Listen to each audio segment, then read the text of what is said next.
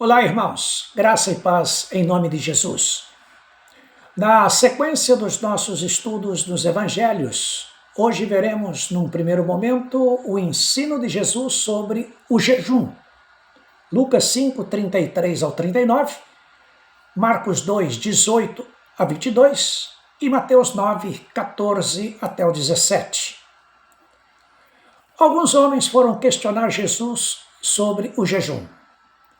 Mateus diz que eram da parte de João Batista e perguntavam: os discípulos de João e também os fariseus frequentemente jejuam e os teus comem e bebem.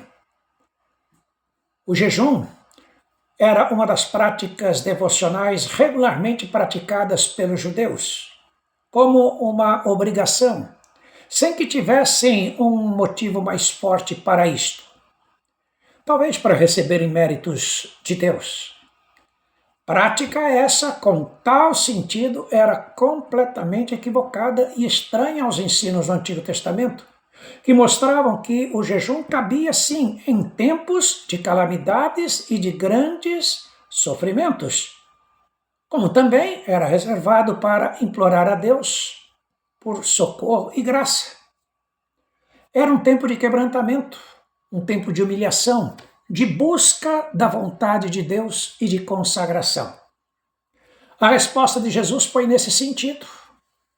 Ele disse: podeis fazer jejuar os convidados para o casamento, enquanto está com eles o noivo? Dias virão, contudo, em que lhes será tirado o noivo. Naqueles dias, sim, jejuarão. Jesus é o noivo que está presente com eles. Todas as angústias do coração podiam ser lançadas sobre eles, que os socorreria em tempo. Então, não havia motivos para o jejum acontecer com essa finalidade. Já para a consagração e busca da vontade de Deus, todo tempo é tempo. Então podiam jejuar, como o próprio Jesus deu exemplo, quando lá na ocasião da tentação que ele sofreu. Mateus 4, verso 2.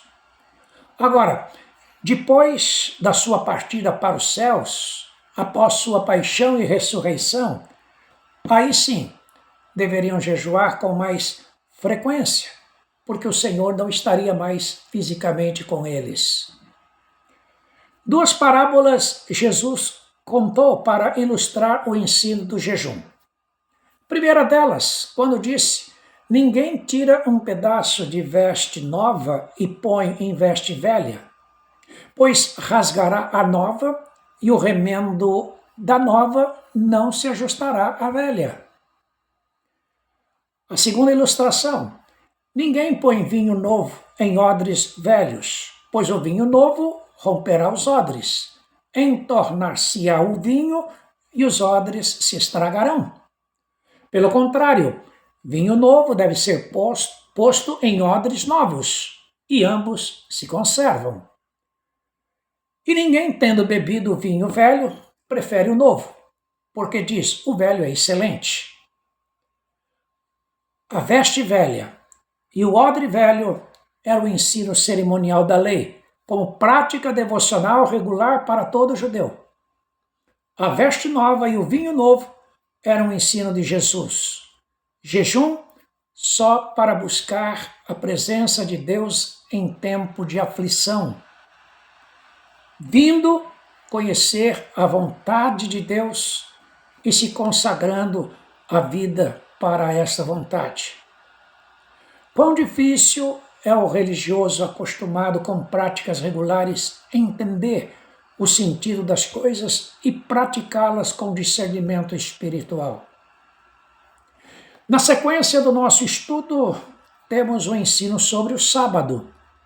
Lucas 6, do 1 ao 11, Marcos 2, do 23 até o capítulo 3, verso 6, e Mateus 12, de 1 a 14. Temos aqui dois eventos ilustrativos. O primeiro deles, os discípulos colhendo espigas para comer em dia de sábado. O segundo, a cura de um homem com uma das mãos ressequidas em dia de sábado. No primeiro evento, os discípulos estavam com fome e andavam por uma seara, e ali tinha uma porção reservada aos viajantes, espigas que sobravam das colheitas e podiam ser comidas por qualquer pessoa. Os fariseus, mais uma vez, observaram que os discípulos colhiam espigas. E então perguntaram para Jesus: é lícito fazer isto aos sábados? Jesus respondeu, citando as Escrituras: nem ao menos tendes lido o que fez Davi quando teve fome, ele e seus companheiros? Como entrou na casa de Deus, tomou e comeu os pães da proposição e os deu aos que com ele estavam, pães que não lhes era lícito comer, mas exclusivamente aos sacerdotes? E acrescentou-lhes: o Filho do Homem é Senhor do sábado. O segundo evento.